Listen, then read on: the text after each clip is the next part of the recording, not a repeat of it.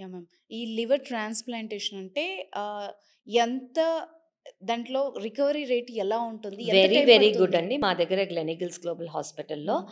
Recovery rate is 99%. Okay. Yes. So, they recover immediately within 2 weeks to 4 weeks. అంటే 2 weeks లేదా 4 weeks లోపల ముందు ఎంత లివర్ ఉండిందో ఆ లివర్ హ్మ్. సైజ్‌కి గ్రో అయిపోతుంది. మ్యామ్ ఇప్పుడు కొంతమందికి అసలు పూర్తిగా లివర్ తీసేస్తాము అంటున్నారు. అందరికీ తీసేస్తామమ్మా. ఓకే. హ్మ్. ఆ పాత డ్యామేజ్ లివర్ తీసేసి కొత్త లివర్ పెడతాం. ఓకే. వాళ్ళకి అంటే మళ్ళీ లైఫ్ స్టైల్ నార్మల్‌గా ఉంటుందా నార్మల్ లైఫ్ మ్యామ్? అందుకే అంత మేజర్ సర్జరీ. ఓకే. ఈ మేజర్ సర్జరీ చేసేదే we are giving them second chance at life అన్నమాట. హుహు. నార్మల్ లైఫ్ వాళ్ళది. లైఫ్ లాంగ్ ఒక టాబ్లెట్ వాడాలి.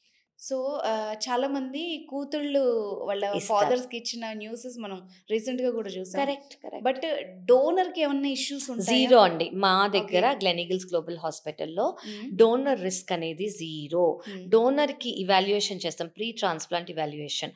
అంటే ట్రాన్స్‌ప్లాంట్ చేసే ముందు వీళ్ళు ఫిట్ కదా అని. హ్మ్. ఆ ఫిట్‌నెస్ ఎగ్జామినేషన్‌లో 1% రిస్క్ ఉన్నా కూడా మేమే వద్దంటాం. హుహు. ఓకే.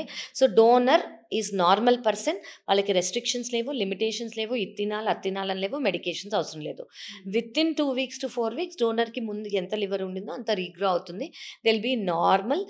పే ఆడవాళ్ళైతే ప్రెగ్నెన్సీ అనుకుంటే ప్రెగ్నెన్సీ ప్లాన్ చేసుకోవచ్చు. మ్యారథాన్ రన్నర్స్ అవ్వచ్చు. ఏం కావాలంటే అది చేయొచ్చు.